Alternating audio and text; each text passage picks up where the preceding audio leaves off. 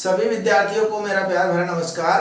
तो देखिए बालकों, आज हम जिस प्रकरण का अध्ययन करेंगे वह रहेगा निबंध। आखिर हम निबंध किस प्रकार लिखें, क्योंकि अधिकांश परीक्षाओं में, यहाँ तक कि कुछ प्रतियोगिता परीक्षाओं में भी निबंध पूछा जाता है। अब हमारे सामने सबसे बड़ी समस्या क्या होती है? हमारे सामने सबसे बड़ी समस्या होती है कि परीक्षाओं में 4 विकल्प हमारे सामने दिए रहते हैं कि चारों विकल्पों में से कोई एक निबंध लिखिए। अब 4 विकल्प है, 4 विकल्पों में से हम चयन करेंगे कौन सा निबंध लिखिए। अगर चयन करने में ही हमारी गलती हो गई तो निश्चित रूप से हमको उसका परिणाम बहुत हानिकारक हो सकता है उसका, क्योंकि हमने मान लो आधा पेज लिखा और आधा पेज लिखने के बाद में पता लगा, एक पेज लिखने के बाद में, कि हमारा निबंध तो पूरा हो गया। अब 300 शब्द, 400 शब्द या 500 शब्द की सीमा कहां तक लाऊंगा मैं? तो इस प्रकार की समस्याएं हमारे सामने आती है। तो सर्वप्रथम हम क्या करें, जो 4 बिंदु हमको दिए होते हैं उनमें से किसी एक बिंदु का चयन करें। कौन से बिंदु का चयन करें ये तो अभी मैं बताऊंगा ही, और किस प्रकार निबंध लिखे कि परीक्षक देखते ही प्रभावित होकर के हमारे अच्छे से अच्छे अंक दे दे, वो सब चर्चा मैं अब करने जा रहा हूं। तो सबसे पहली बात है कि हमारे सामने मान लो किसी घटना का वर्णन आ जाए, किसी घटना का वर्णन के बारे में कहा जाए तो वह वर्णनात्मक निबंध की श्रेणी में आ जाए। कोई किसी बात पर विचार अगर हमको करना है तो विचारात्मक, किसी मुद्दे पर विचार रखना हो तो विचारात्मक निबंध। कुछ आते हैं समस्यात्मक, देश में कोई समस्या फैल रही हो उसके संदर्भ में एक उसमें से निबंध पूछ लिया जाता है। कुछ आता है कि यहां पर समसामयिक, समसामयिक अर्थात जो वर्तमान में जो घटनाक्रम चल रहा है उसके संदर्भ में कोई बिंदु हमसे पूछ लिया जाए, तो इनमें से किसी एक का हमको चयन करना है। अब देखो, चयन हमने कर लिया, तो चयन करते समय किस बिंदु का हम चयन करें, इसके लिए सर्वप्रथम हमको या तो पीछे रफ कॉपी, रफ पेज में अलग से मन में सोच ले कि अगर मैं ये निबंध लिखने जा रहा हूं या ये लिख रहा हूं, ये लिख रहा हूं, इनमें से बिंदु सबसे ज्यादा तैयार मेरे किसके हैं। क्योंकि छोटी कक्षाओं में तो अधिकांशतः बिंदु दे दिए जाते हैं और उनके आधार पर निबंध लिख देते हैं, लेकिन जो हम माध्यमिक या माध्यमिक से ऊपर कक्षाएं पहुंचते हैं तो वहां पर बिंदु हमको खुद को तैयार करने पड़ते हैं। तो फिर हमको क्या करना है, विचार, इन सब बातों पर विचार करके, चारों निबंधों पर विचार करके पहला काम करना है कि हमारे बिंदु किसके तैयार है, ज्यादा से ज्यादा टॉपिक। अगर हमारे बिंदु टॉपिक या जो कहते हैं बिंदु, उन बिंदुओं को क्या करेंगे, तय करें पहले, जिसमें अगर हमारे बिंदु तय हो गए तो निबंध लिखने में सहजता हो जाएगी। अब मान लो हमने किसी घटना का, मान लो यहां पर मेले में खो जाना, भाई का खो जाना, इस घटना का एक वर्णन करने जा रहे हैं, तो पहले हम क्या करें, उसके बिंदु तैयार करें। कैसे करें? अब कई बार क्या है कि हम सीधे ही क्या करते हैं कि हमारे सामने मेले में भाई का खोना, यह घटना हमारे सामने वर्णन करनी है और हमने सीधे ही वर्णन कर दी। वर्णन करने का मतलब मेले में गए और भाई खो गया, पूरी बातें लिखी, भाई मिल गया और पेज एक ही हुआ। फिर सोचे अब क्या लिखे निबंध में, तो ये सही नहीं रहेगा। पहले हम बिंदुओं पर विचार करें कि पहले मेले में जाने की योजना किस प्रकार बनाई। प्रस्तावना और उपसंहार तो सभी निबंधों में रहता है, प्रस्तावना, उपसंहार, ये तो सब निबंधों में रहता है। इसके बाद में मेले में जाने की योजना, उसके बाद में स्टेशन पर मिलने की बात हुई, रेलवे प्लेटफॉर्म पर मिलने की बात हुई, चाहो तो प्लेटफॉर्म का दृश्य, फिर मार्ग का दृश्य, मार्ग के दृश्य के बाद में फिर हमको सीधे ही मेले का वर्णन, और मेले का वर्णन करते करते अंत में जब वापस लौटते हैं उस समय भाई का खोना और भाई को ढूंढने का प्रयास। इस प्रकार के बिंदु हम तैयार करेंगे तो हमारा निबंध अपने आप ही हो जाएगा और पहले ही उस मेन बिंदु पर पहुंच गए, जिस निबंध लिखवाया जा रहा है जिस टॉपिक पर, उस टॉपिक पर हम शुरुआत में ही पहुंच गए तो निबंध लिखना भारी पड़ जाएगा आगे जाकर के। इसलिए पहले सारी वर्णों का बिंदुओं का विचार करके जो निबंध तय करे उसको लिखिए। अब कुछ कल्पनात्मक निबंध आते हैं। कल्पनात्मक निबंध, अब कल्पनात्मक निबंध में क्या होता है, देखकर बड़ा मन प्रसन्न होता है कि यदि मैं प्रधानमंत्री होता, यदि मैं सरपंच होता, यदि मैं प्रधानाचार्य होता, यदि मैं राष्ट्रपति होता, यदि मुख्यमंत्री होता, तो इस प्रकार के निबंध देखकर हम सोचते हैं सहज निबंध है।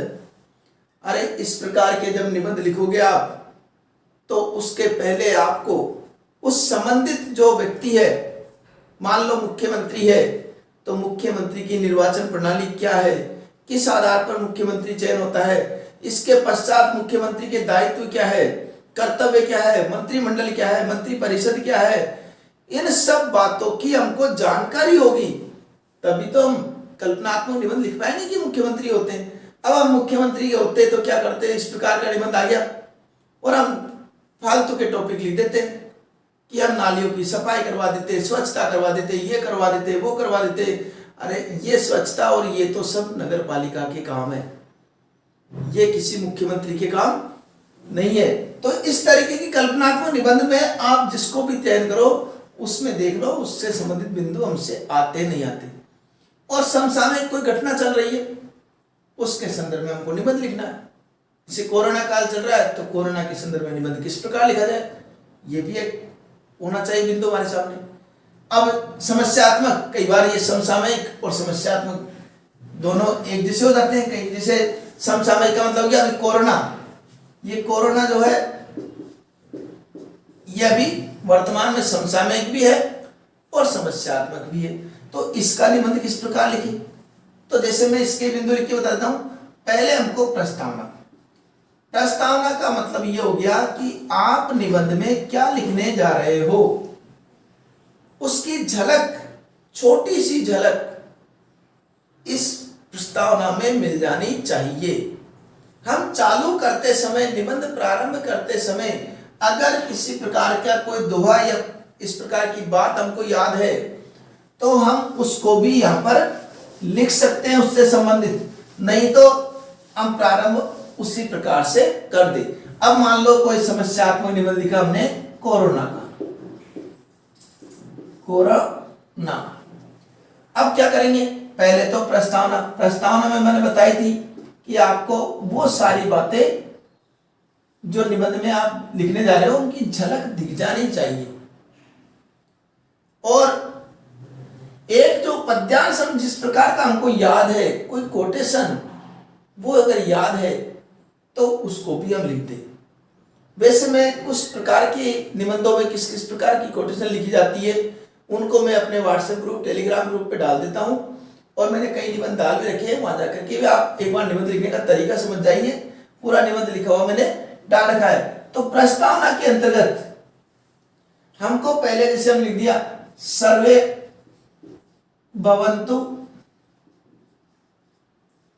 सुखिनः, सर्वे, ये जो पद्यांश है ये हमको सबको याद होगा। निरामया, सर्वे भद्राणि पश्यन्तु, सर्वे भद्राणि पश्यन्तु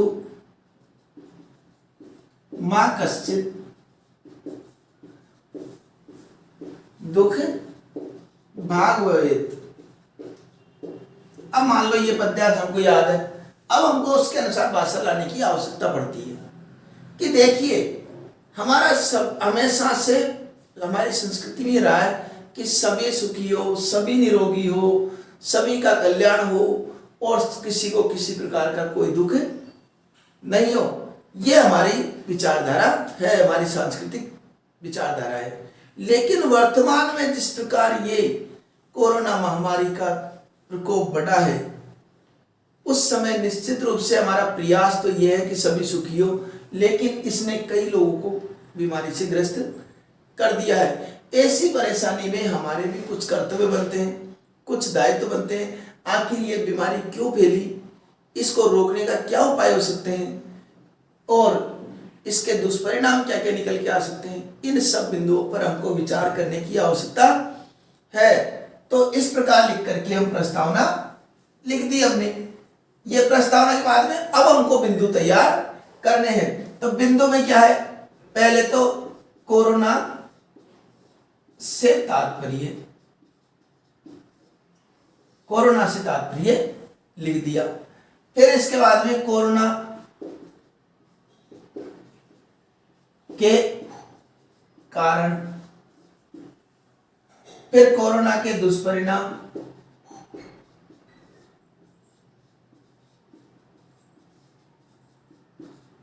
परिणाम, और फिर कोरोना को रोकने के उपाय,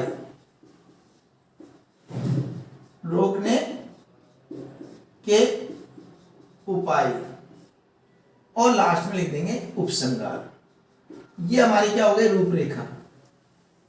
अब ये रूपरेखा अगर हमारे पास है तो निश्चित रूप से निबंध, मान लो कुछ भी इन बिंदुओं पर लिखने बैठे तो आधा आधा पेज, एक एक पेज तो हम लिख ही देंगे आराम से। हाँ, ये जो बिंदु आता है रोकने के उपाय, इसमें देखो एक चीज आप लिख सकते हो, इसे इसमें भी एक पद्यांश हम लिख दे तो अच्छा रहे। कोरोना के खिलाफ हम सबकी है लड़ाई, हम सबकी है लड़ाई।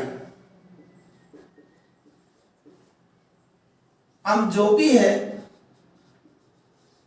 जो भी है, जहां भी है, सब है सिपाही। मतलब कोरोना के खिलाफ इसको रोकने के उपाय हम लिख सकते हैं कि कोरोना के खिलाफ केवल सरकार कुछ कर लेगी या पुलिस कुछ कर देगी और कोरोना हट जाएगा, ये संभव नहीं है। हम सबकी जिम्मेदारी है, हम ही को इसको मिटाने के लिए सबको संघर्ष करना पड़ेगा, क्योंकि हम सबकी लड़ाई है और इसको हम मिलजुल करके समाप्त कर सकते हैं। अब मान लो इसी तरह का कोई आतंकवाद आ गया, तो आतंकवाद में क्या करना है, आतंकवाद से तात्पर्य, इस कोरोना के स्थान पर आतंकवाद लिख दो, बिंदु वही रहेंगी। आतंकवाद के कारण, आतंकवाद के दुष्परिणाम, आतंकवाद को रोकने के उपाय, और उपाय में इस कोरोना के खिलाफ हम सबकी लड़ाई, इसके जगह हम आतंकवाद लिख देंगे। क्या फर्क पड़ गया उस पर, हमको चेंज कर देंगे उसके मुताबिक। इस तरीके से हम समस्यात्मक निबंध कर सकते हैं। और मेरा तो मानना यह है कि हमको परीक्षाओं में अगर पूछते हैं तो निश्चित रूप से समस्यात्मक बिंदुओं का ही चयन करें तो ज्यादा सही रहेगा, क्योंकि हमारे बिंदु उस पर तैयार मिलते हैं और हम आराम से उसमें 300-400 शब्द सहजता से लिख सकते हैं। जैसे समस्यात्मक कोरोना, दहेज प्रथा, भ्रष्टाचार, लूटपाट, आतंकवाद, पर्यावरण प्रदूषण, ये सब समस्यात्मक निबंध में आ जाते हैं। वो निबंध हम लिख सकते हैं। और भी निबंध जो आते हैं उनके अगर आंकड़े हमारे तैयार है, सारी जानकारी है हमको, तो हम उसको भी लिख सकते हैं। अगर मान लो कंप्यूटर का निबंध आ गया लाभ हानि, तो कंप्यूटर के बारे में जानकारी होगी तभी तो निबंध लिख सकते हैं। अगर जानकारी नहीं है कंप्यूटर के बारे में कि कंप्यूटर चलता क्या, उसके कौन कौन से पार्ट्स होते हैं, कौन कौन से उपकरण उसमें काम में ले जाते हैं, कौन कौन से सॉफ्टवेयर होते हैं, ये सब जानकारी होगी तो हम बहुत अच्छा निबंध लिख सकते हैं। और जनसंख्या वृद्धि के बारे में लिखा, जनसंख्या वृद्धि तो कितने दशक में, कौन से दशक में कितनी जनसंख्या वृद्धि हुई, क्या है, क्या रिकॉर्ड है, कितना लिंगानुपात है, क्या बात है, ये सारी बातें हमको जानकारी होगी तो जनसंख्या वृद्धि पर भी निबंध लिख सकते हैं हम। तो बिंदु जो भी चयन करें वह ऐसा करें जिस पर हम अधिक से अधिक लिख सकते हो। और एक बात और बताना चाहूंगा, ये निबंध का जो बिंदु है इसको कभी भी प्रश्न पत्र में प्रारंभ में मत करिए, इसको अंत में जाकर के करिए, ताकि जितना समय हमारे पास बचे उतने समय में हम अधिक से अधिक लिख सकें। लेकिन जो विशेष बात है वह क्या है कि जब तक प्रस्तावना नहीं लिखोगे तब तक निबंध प्रारंभ नहीं माना जाता है, और जब तक उपसंहार नहीं लिखोगे तब तक निबंध खत्म नहीं माना जाता है। इसलिए दोनों बिंदु हमारे लिए होना जरूरी है। तो कई बार ऐसी स्थिति आ जाए कि परीक्षा में समय कम है, उपसंहार तो लिखना ही नहीं होगा, तो ऐसी स्थिति में क्या करना है, इन बिंदुओं को चाहे छोटा कर दे थोड़ा, लेकिन उपसंहार का बिंदु होना जरूरी है। वो सिद्ध करेगा कि आपका निबंध पूरा है, ठीक है। और उपसंहार में जो सारांश रूप में आप क्या लिखा, इसमें क्या वर्णन किया, उसका सारांश रूप में एक बार वर्णन कर दीजिए, तो उपसंहार हमारा हो जाएगा। और भी निबंध, कई प्रकार के निबंध जो होते हैं, उनसे संबंधित जो सामग्री है वो मैं निरंतर आपको प्रेषित करता रहूँगा। इसलिए आगे आने वाली सामग्री आपको प्राप्त हो जाए, इसके लिए आप चैनल को सब्सक्राइब कर लीजिए। मिलते हैं अगले भाग में, तब तक के लिए धन्यवाद।